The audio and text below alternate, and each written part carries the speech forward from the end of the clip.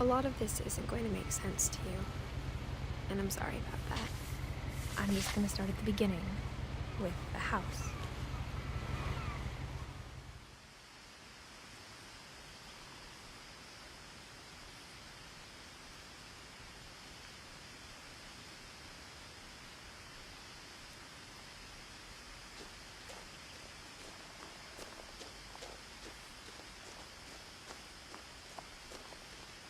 I lived here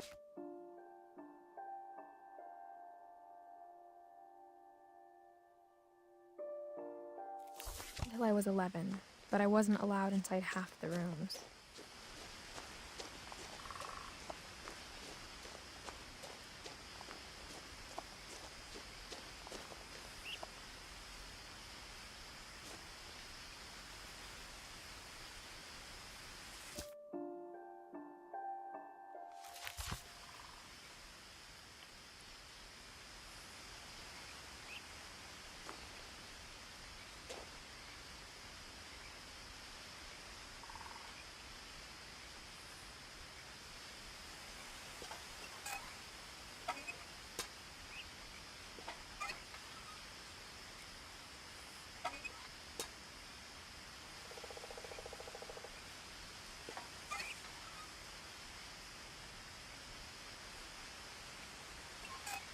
Inside the mailbox were bills from 7 years ago, marked urgent, open immediately.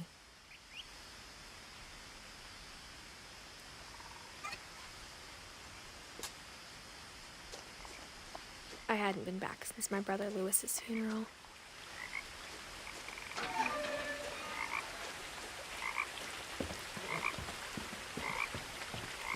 In her will, my mother left me a key, but didn't tell me what it unlocked. Maybe she thought I'd know, or she thought that the mystery would be enough to bring me back.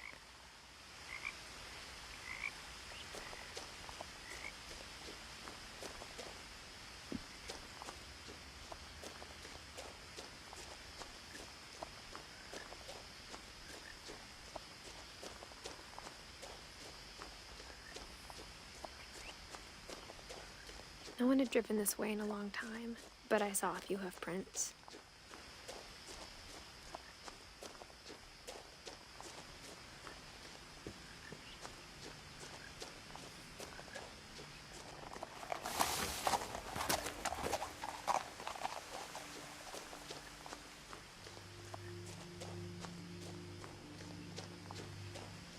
The truth is, even after I inherited the house, I never thought I'd come back to it.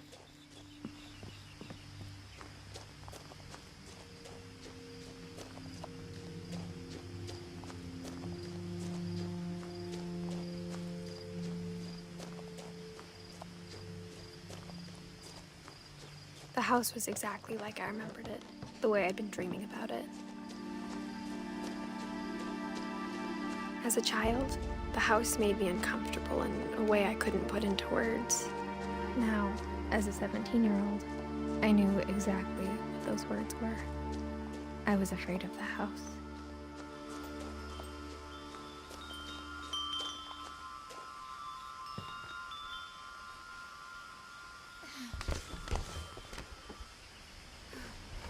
Crawling through the doggy door used to be a lot easier when I was 11.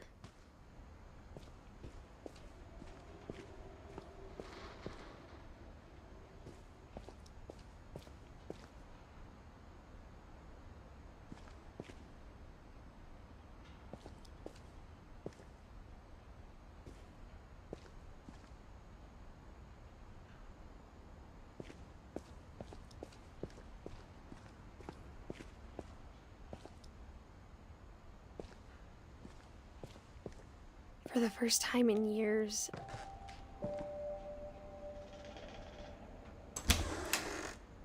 I felt like I was home. But instead of a family, there were just memories of one.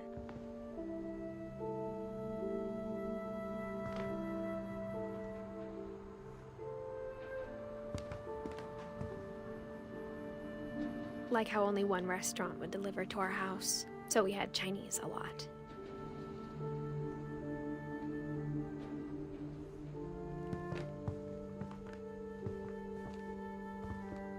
Or how after Louis started working at the cannery, we all got sick of eating salmon.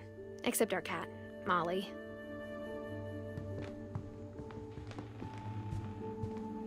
The table was still a wreck from the night we left.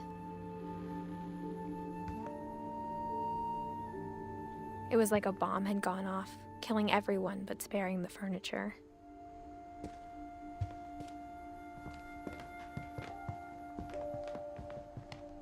My mom was the only one of us who could imagine Great-Grandma Edie living in a nursing home.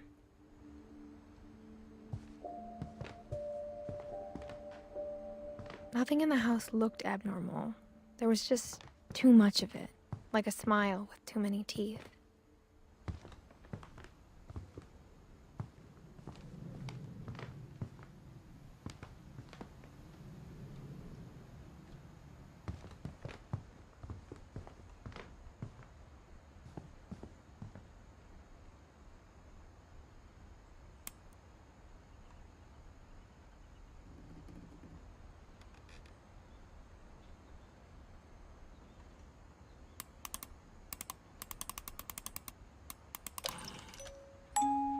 Great-Grandpa Sven built a music box for Barbara, along with the rest of the house. Mom always told me to stay out of the basement, so I wasn't too surprised when the key didn't fit.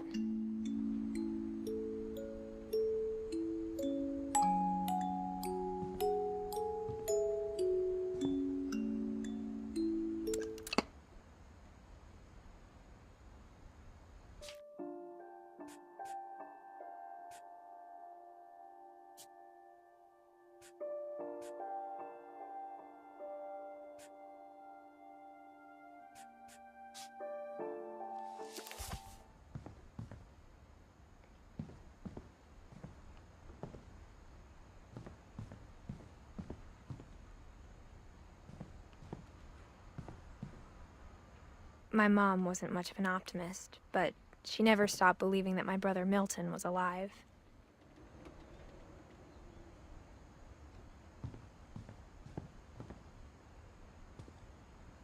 After Milton disappeared, Mom sealed up all the bedrooms.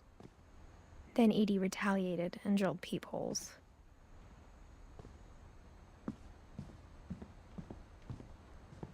Whenever people ask me about my family, the first thing they always want to know about is Barbara. Edie's father, Odin, built the original house.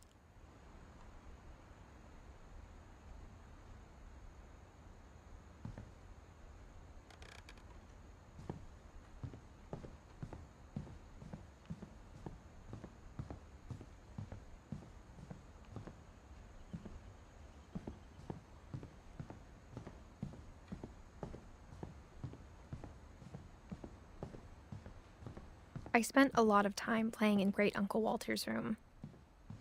I think my mom sometimes regretted not sealing it up.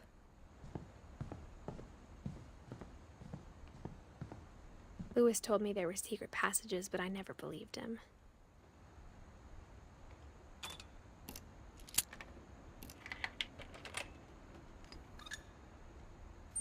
Turns out, my mom was really good at keeping secrets.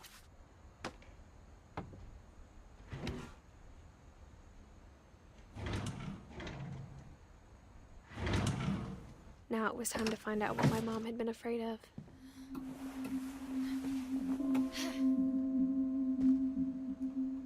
Reading this, maybe it sounds like I had a plan. But I had no idea what was behind that door.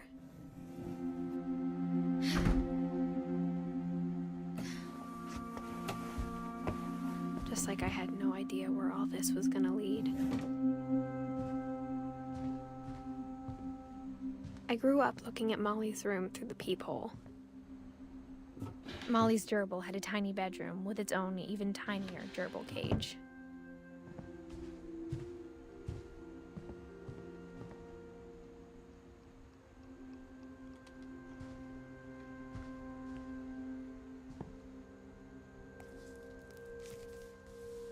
December 13th, 1947. Dear Diary, I'll be gone soon, but I wanted to tell somebody about what's gonna happen. It started when Mom sent me to bed without dinner. I woke up and I was starving, so I looked around for something to eat.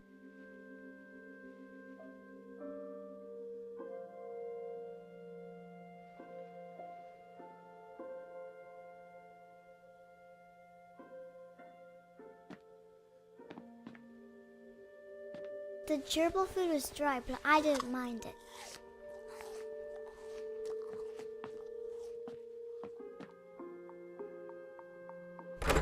Mom, can I come out now?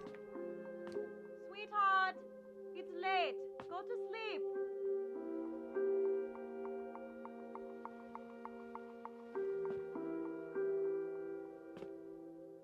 My Halloween candy was all gone.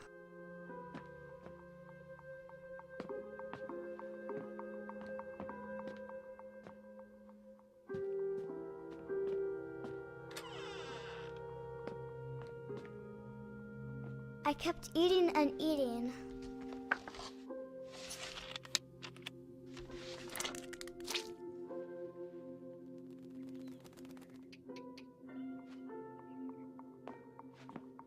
I ate a lot of things that night.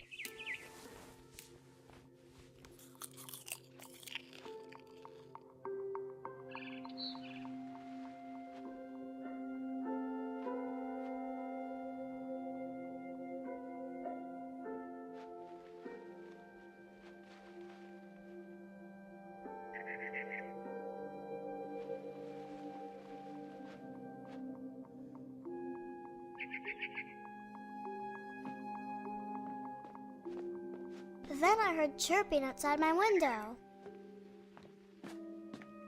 It was a barn swallow going back to her nest. I reached out for her.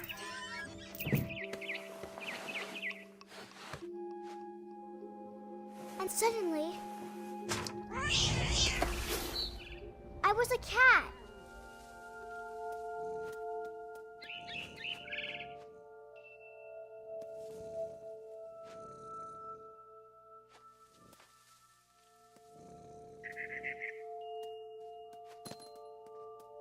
I tried to be quiet, but the bird was really scared.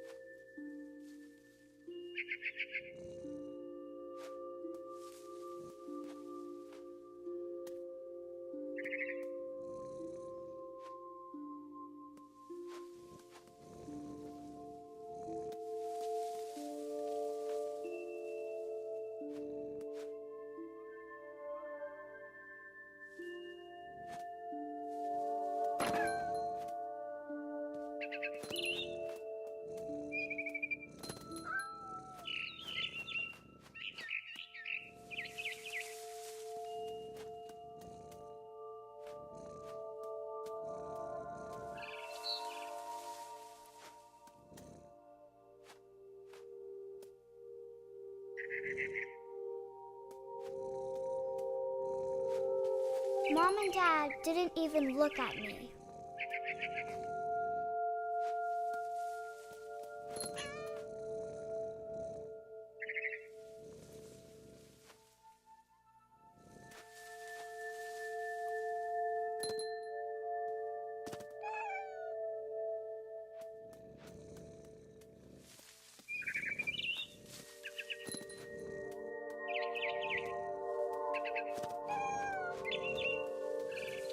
I jumped and I almost got her.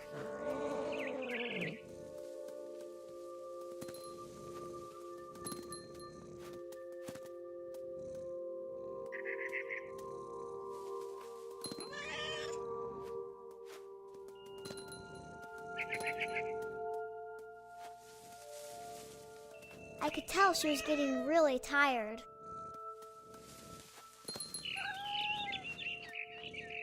Now I was up in the big tree. I promised Dad I wouldn't climb it anymore. All I cared about was eating that mama bird.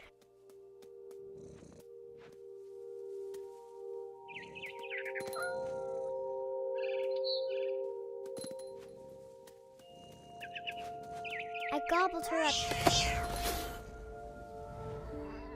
And suddenly, I was an owl. First, all I heard was the wind. Then I heard little teeth nibbling in the grass.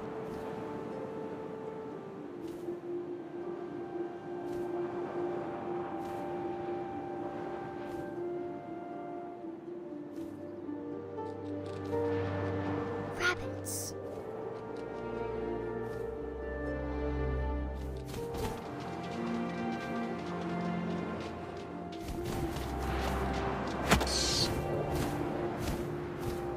I imagined his face looking up and seeing mine through my talons. I swallowed him up, and I didn't chew one bit. Then I flew off to find something bigger.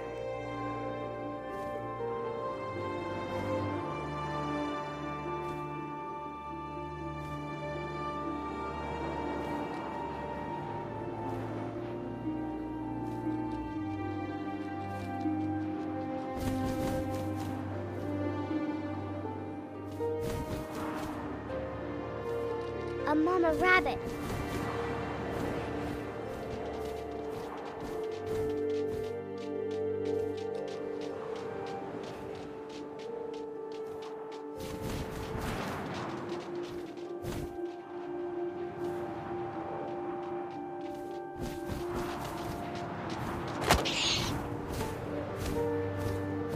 She was almost too big to carry. I started choking, but I couldn't stop eating. And suddenly, I was a shark.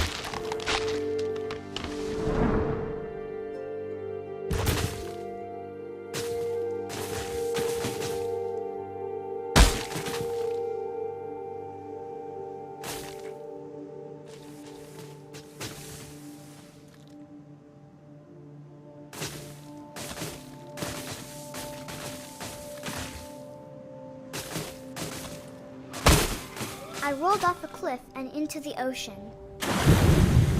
Now, I was hungrier than ever.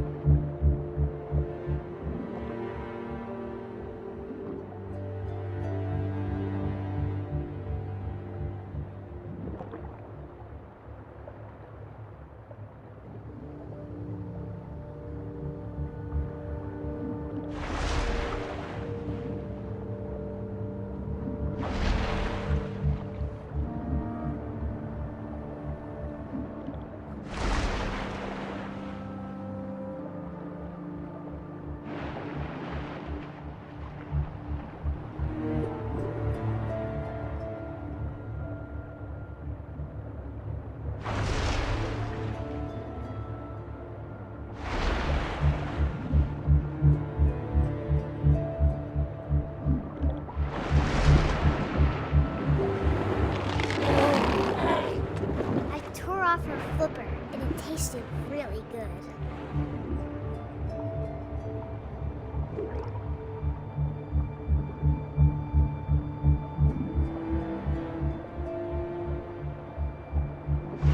Grabbed on tight, but I was so hungry, I jumped out of the water.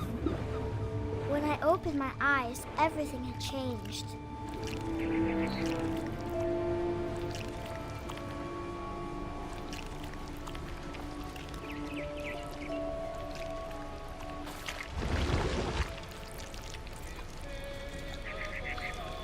Now I was a monster, and I smelled people everywhere.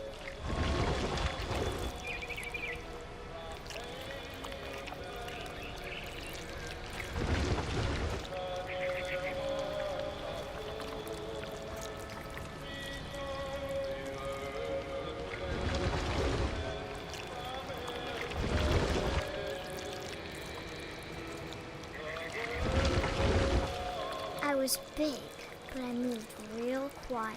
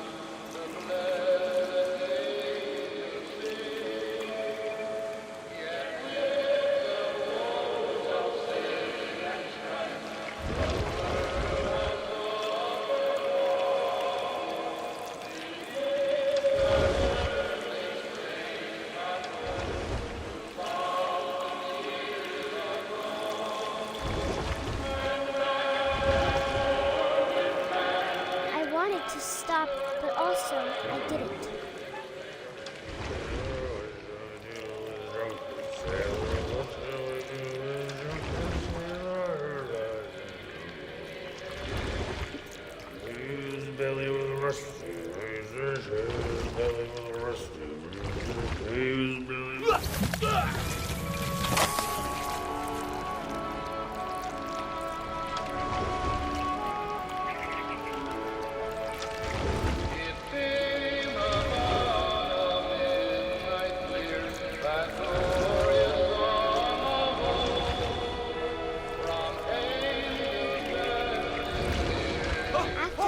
Passenger, I was still hungry, and to cross the water I smelled something new, something I had to have, so I swam towards it.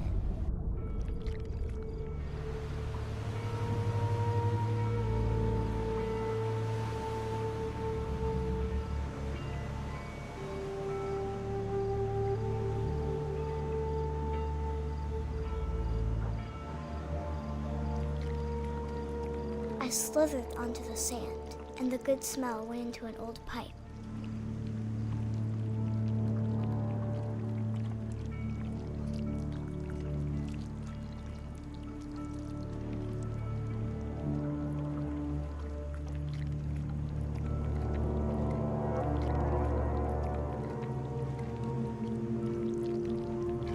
I got closer and closer.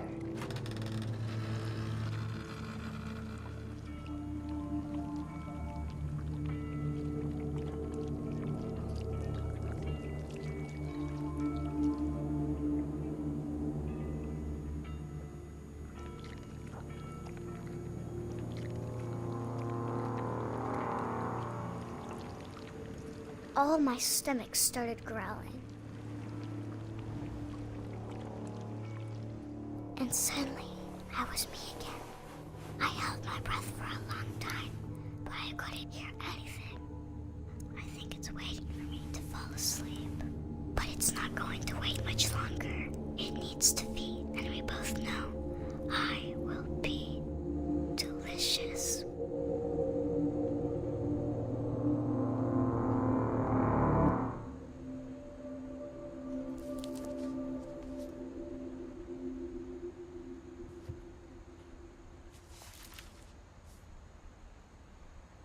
I'm not sure if I believed all of that, but I'm sure Edie would have.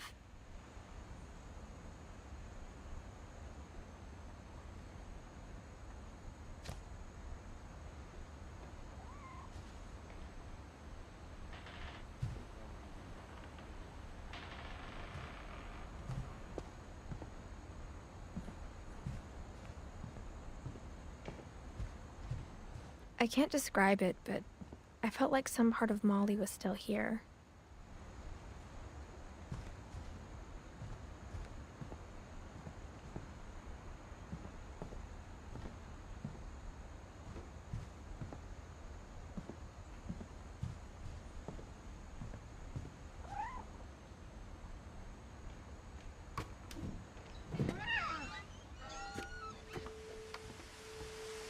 This will be obvious later, but my mom never told me any of these stories. Edie would have, but Mom didn't like bringing up the past. Though, when we adopted a stray kitten, she was the one who named it Molly. I spent a lot of time in Great-Grandma Edie's room. Her room was like a museum.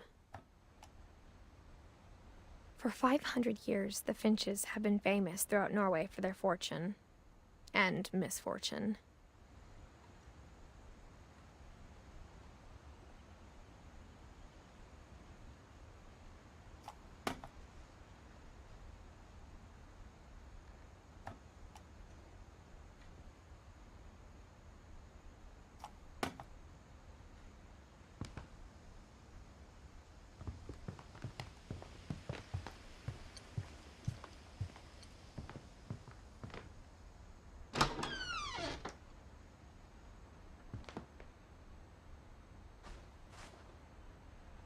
The only trace Grandpa Sam's first wife, Kay, left on the house was the pink bathroom. It was a pretty big trace.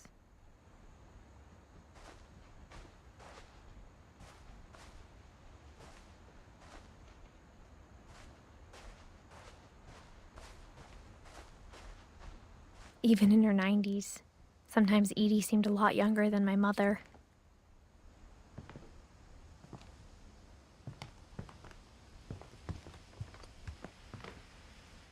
One summer, they evacuated the island, but Edie refused to go.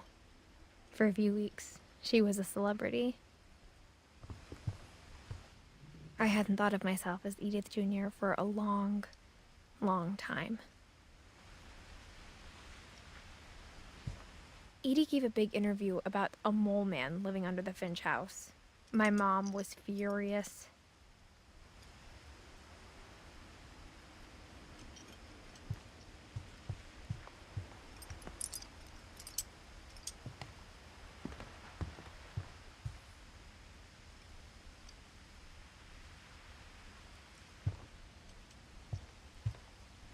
Louis died a week before we left, but Edie had already started to memorialize him.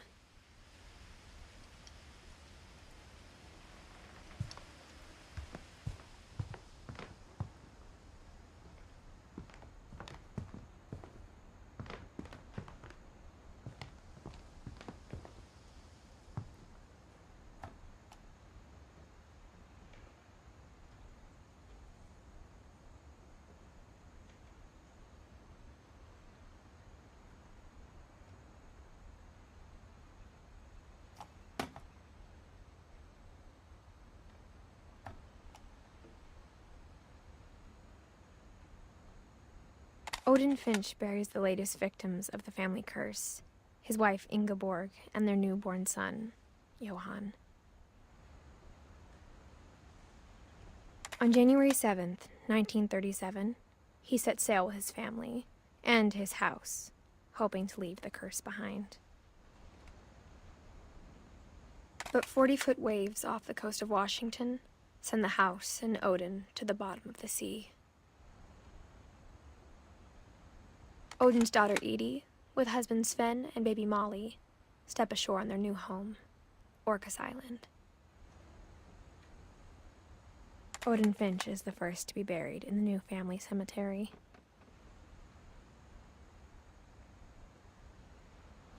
His daughter Edie is already dreaming of a new Finch house.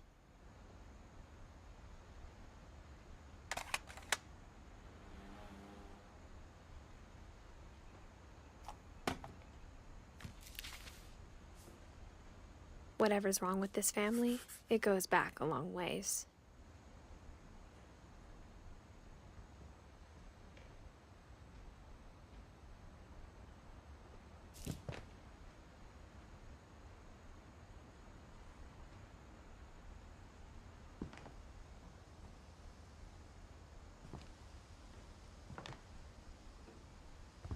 Edie knit me a new pair of gloves every year, just in time to replace the old ones.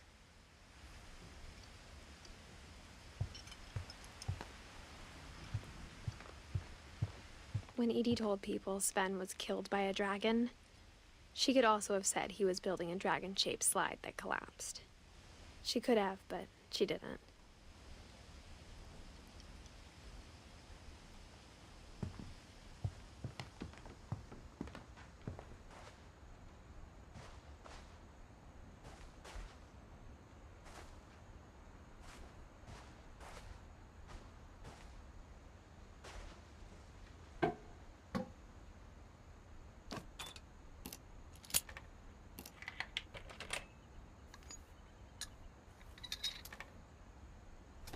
There's a secret in this bathroom.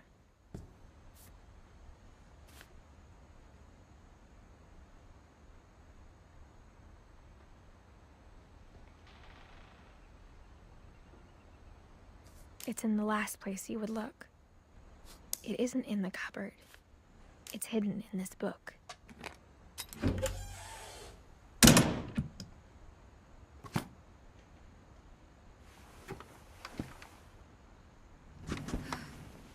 Sven gave Sam an old camera he'd refurbished.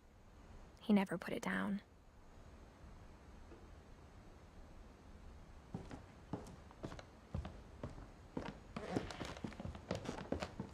From the paintings on the wall, it was clear my brother Milton had been here before me.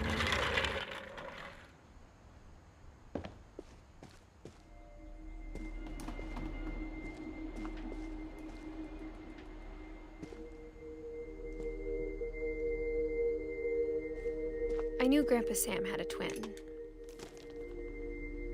and that he never talked about him. I guess my grandpa didn't like history any more than my mom did.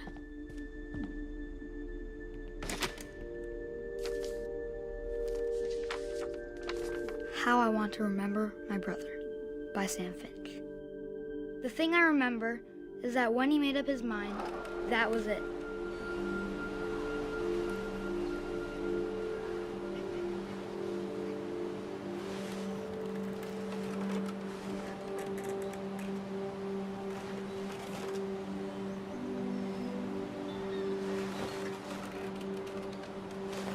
My brother said he'd die before he ate another mushroom, and he did.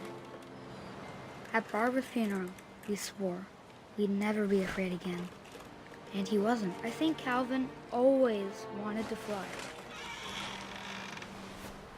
Sam! Calvin! Dinner's ready! Coming! But that day, he finally made up his mind to do it. I told him going around was impossible. Maybe if I hadn't said that.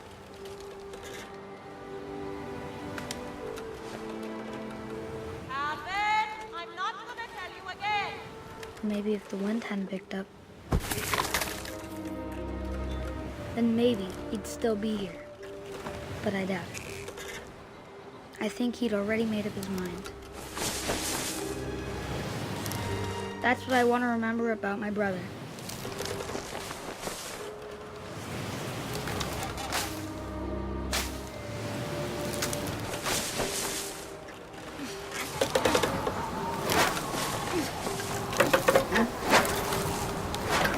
The day he made up his mind to fly, and he did.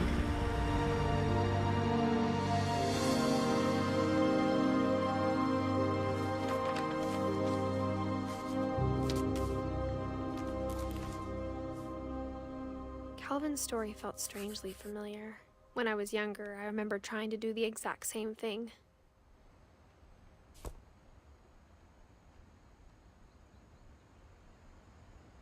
After the funeral, Edie roped off Calvin's half of the room. Mom said Grandpa Sam enlisted at 18 and never set foot in the room again.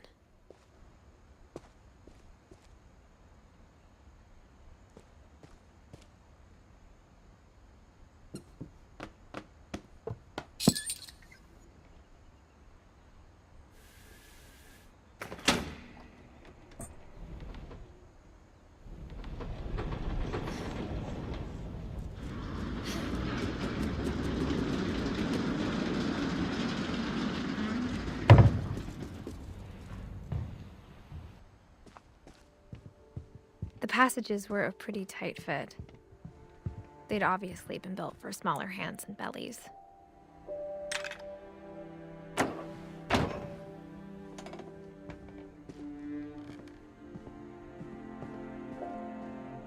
Mom must have locked the third floor stairs on the night we left.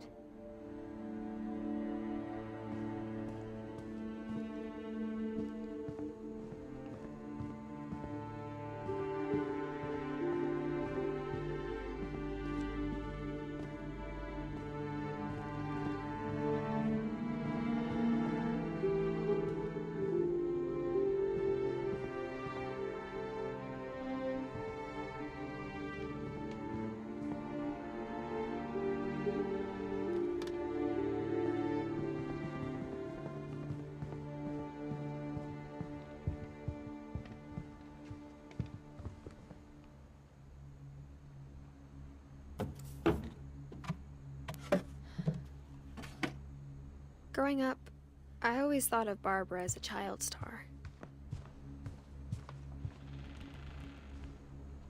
I never thought about how hard it must have been for her afterwards.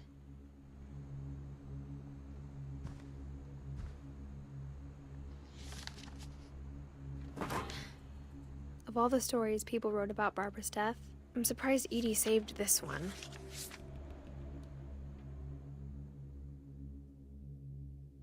Old Jack here with another ghastly tale inspired by America's most unfortunate family. I'm calling it The Surprise Ending of Barbara Finch. As a child star, Barbara was famous for her scream. Now at 16, she was all washed up. A has-been. But in a lucky break, she'd been asked to perform her signature scream at a local convention for monster movie fans. It was just the boost her career needed. Unfortunately, her scream hadn't aged well. Getting better. I think you just need the right motivation. Her biggest fan and current boyfriend, Rick, was about to demonstrate when... Now that was a great scream. It was Barbara's father, Sven. He'd slipped into a table saw and had to be rushed to the emergency room.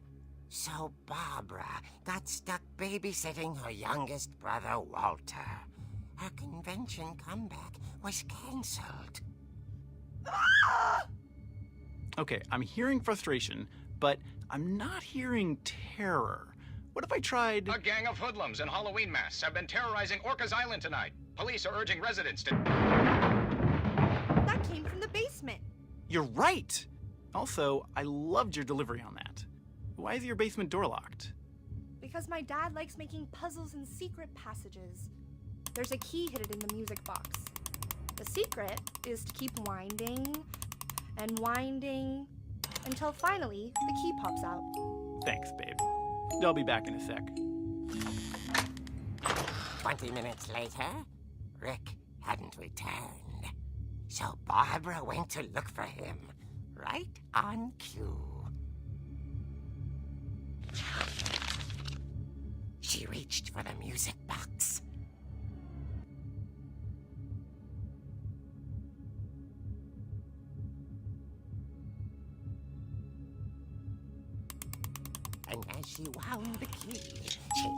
for Rick, but the house was silent.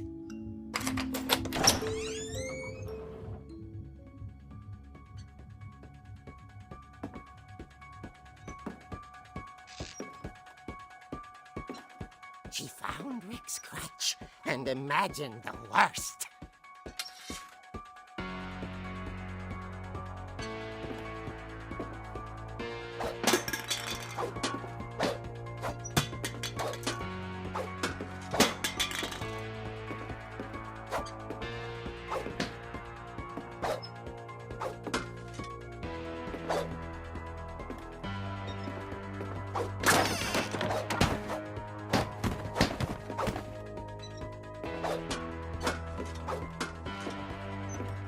Leader is the infamous Hookman killer, Dr. Carl Hamill, who impaled and then ate his family 10 years ago tonight.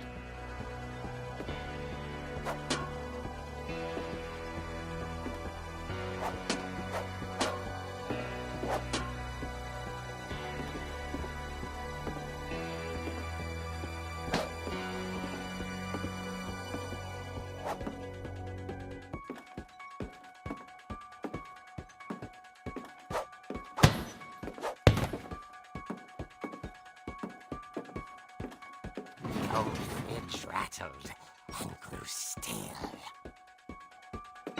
Oh dear! Oh. Rick? Barb, relax. I was just trying to scare you to help you find your scream. Well, I'm not scared, Rick. I'm furious.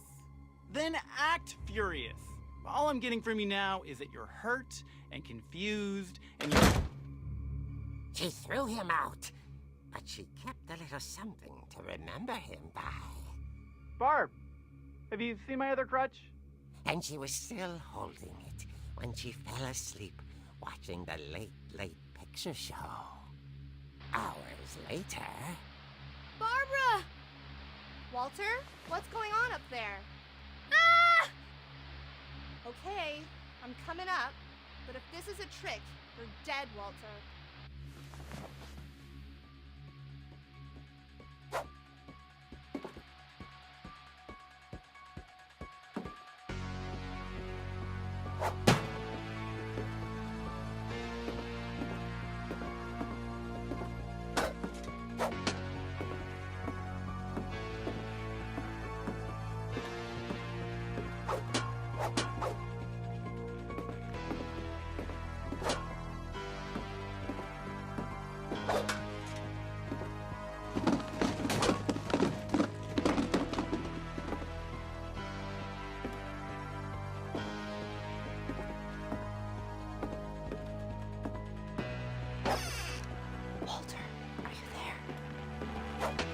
Walter had vanished, but his bedside radio was still on. Orcas Island police describe the man as 6 feet tall, with a steel hook for a hand. Residents are urged to lock all doors and windows and notify the police of any suspicious activity. Barbara turned, saw the hook man, and was speechless.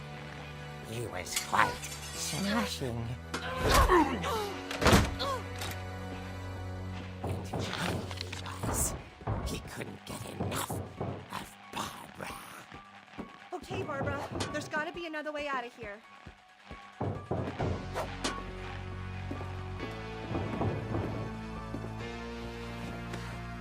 Night, she played her part beautifully.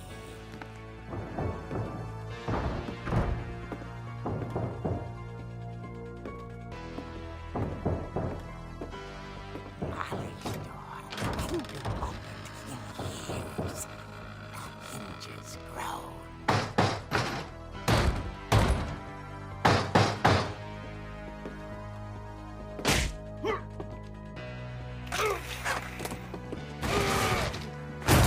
He wasn't moving, but she sensed the story might not be over yet.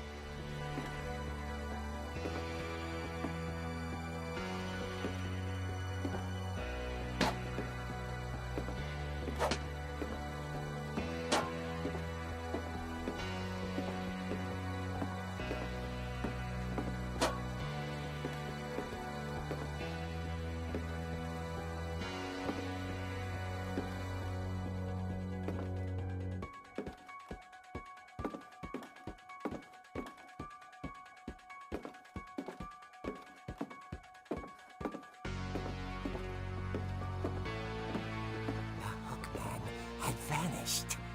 She listened for his breathing, but all she heard was...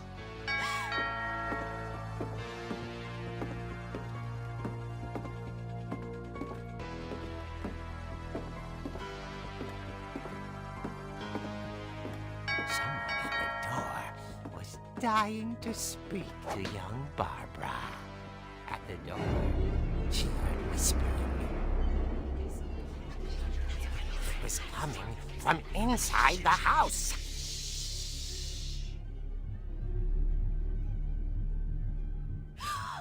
Oh dear.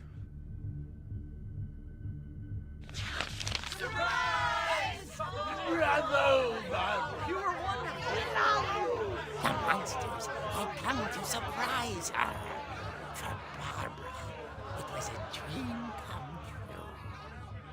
Then she saw what kind of monsters they were, and she realized what was about to happen. She was going to be famous. And with her final breath, Barbara Finch gave the performance of her life.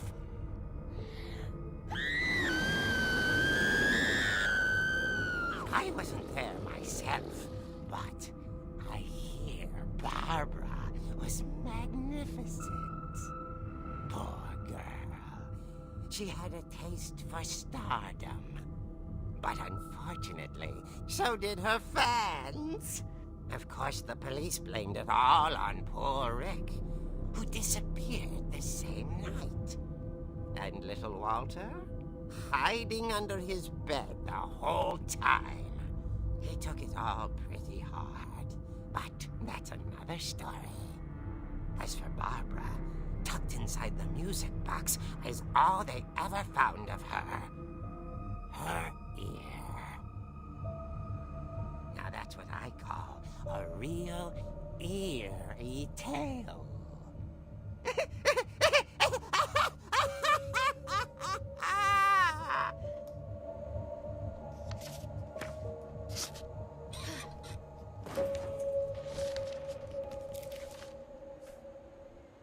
Edie told me all Barbara wanted was to be remembered, as absurd as that comic was. Maybe what Edie saw was a happy ending.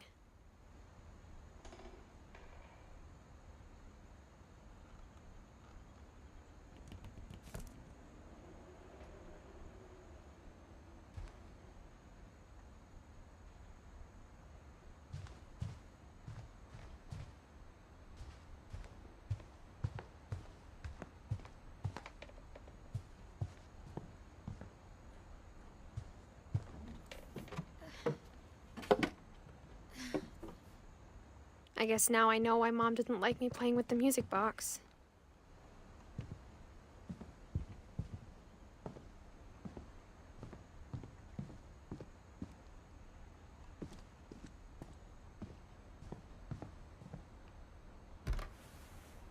Barbara was a child star for 2 years, until America grew out of it.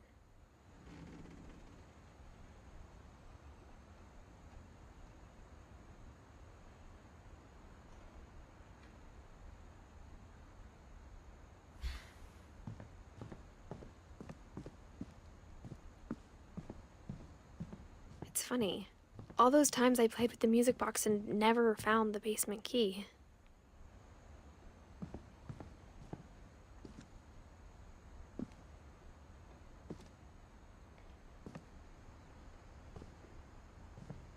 A lot of things got left behind in the whirlwind of that last night.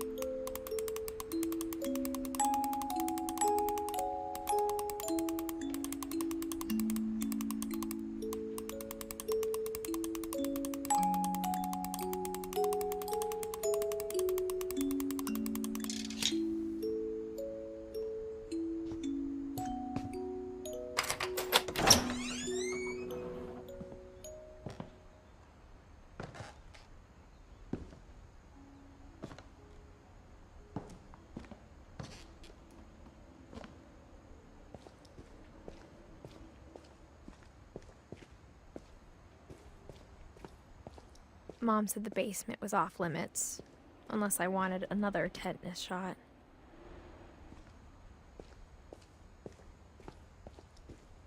I saw Edie sneak down to the basement once, carrying packages.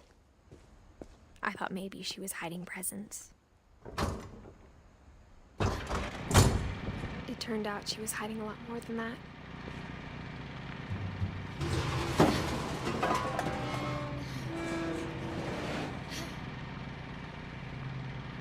I remember asking Mom once about where Walter had gone.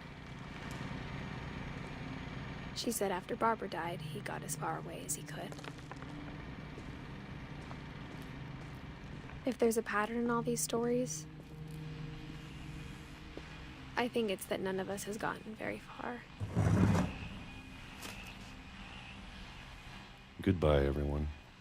I can't believe I've been down here for 30 years. On that first day, after the shaking started, I didn't think I'd survive a week.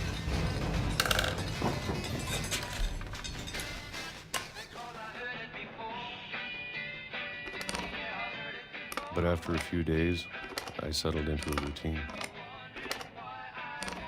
That's what kept me sane.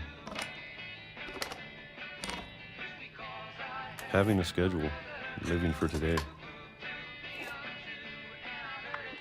I always expected to be dead tomorrow. But if you wait long enough, you get used to anything.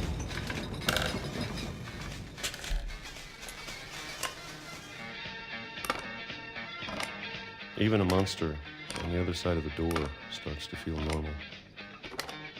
Almost friendly.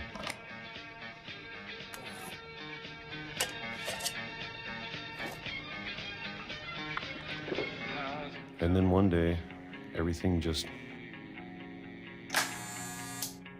stopped. Whatever that thing was, it was gone. Maybe it got tired of waiting. Or maybe I just got tired of being afraid.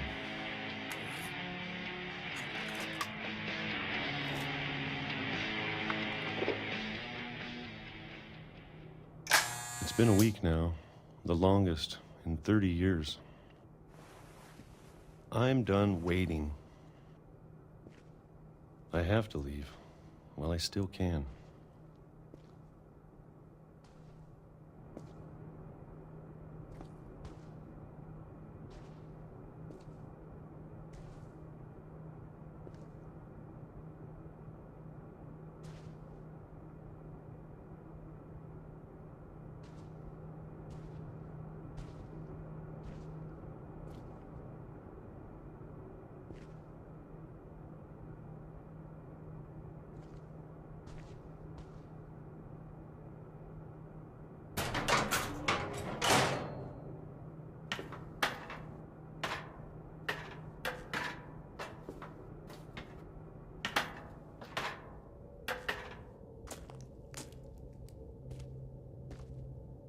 I know it's out there, somewhere. Whatever killed Barbara and Molly and Calvin. Maybe this is all a mistake. But I need to stop living the same day, even if it kills me.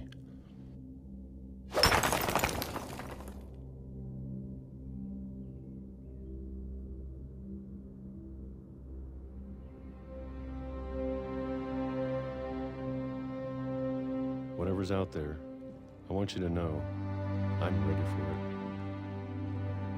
I'm going to appreciate all of it, especially the food. I don't mind if I only have a year left,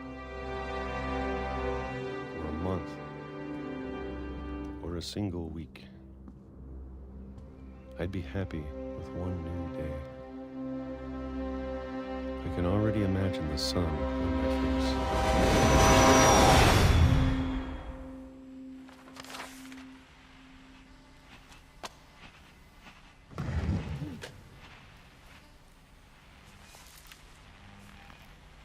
Walter died when I was 6. I can't believe my mom never told me he was down here.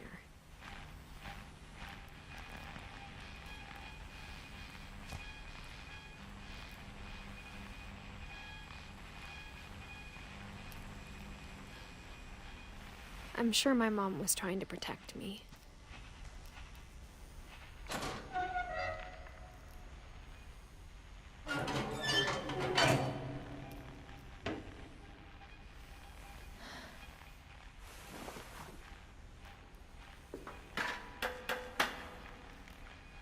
Maybe she was afraid I'd end up like Walter.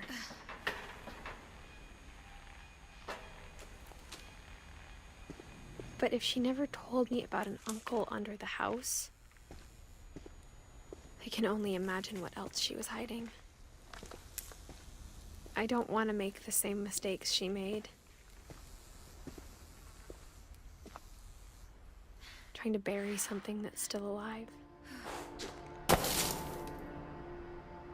Now that there's only one of us left, or maybe 2, I thought it was time I heard the stories for myself and found out what happened to everyone else.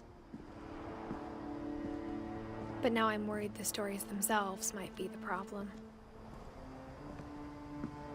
Maybe we believed so much in a family curse, we made it real.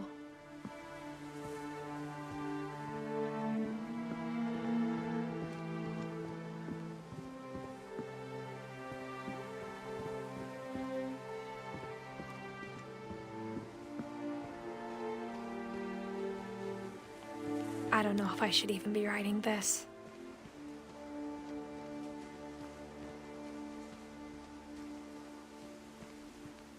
Maybe it'd be better if all this just died with me.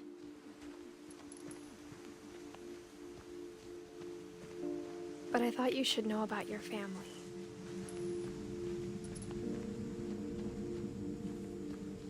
And the history you're a part of.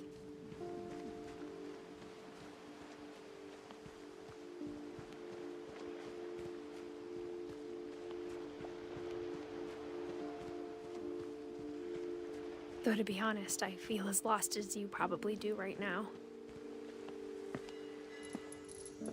I think the people in these stories believed them, for what that's worth.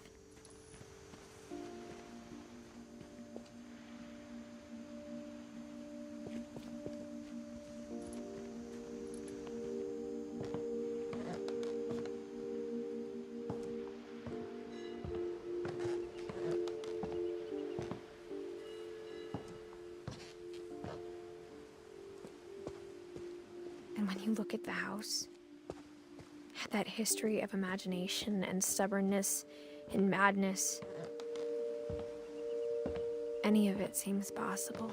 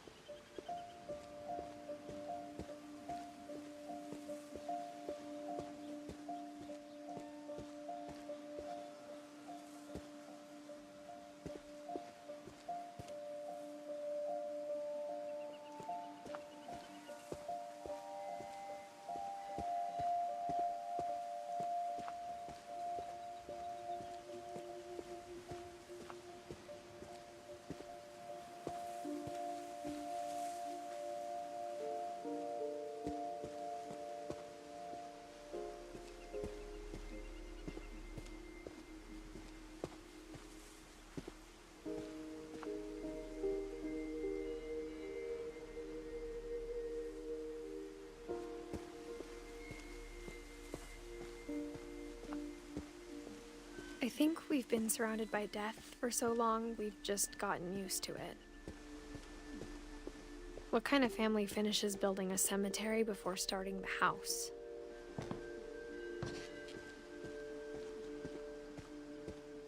It's embarrassing for me to admit this, but the pet cemetery made me more uncomfortable than the human one. 3 of the gerbils are mine, and too had been my fault. Sven built the house, but it was Edie who designed the cemetery. I'm sure Odin's monument had been Edie's idea. My mom was always trying to move on, but for Edie, the past never went away. She could see it poking out of the water at low tide.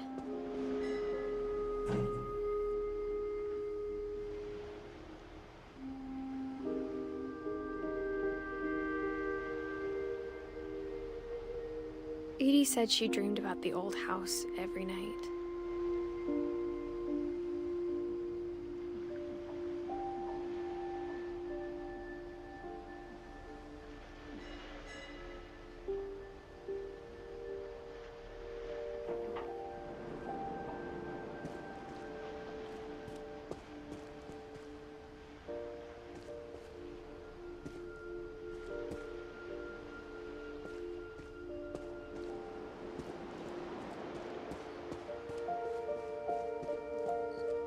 Edie's side was always easier for me to understand.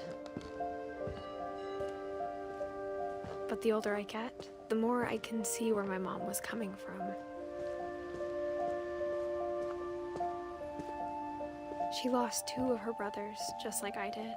I get why she tried so hard to protect us. There's so many things I wish I could ask my mom now. Part of me thinks this is what she wanted all along. For me to come back someday and find everything out for myself.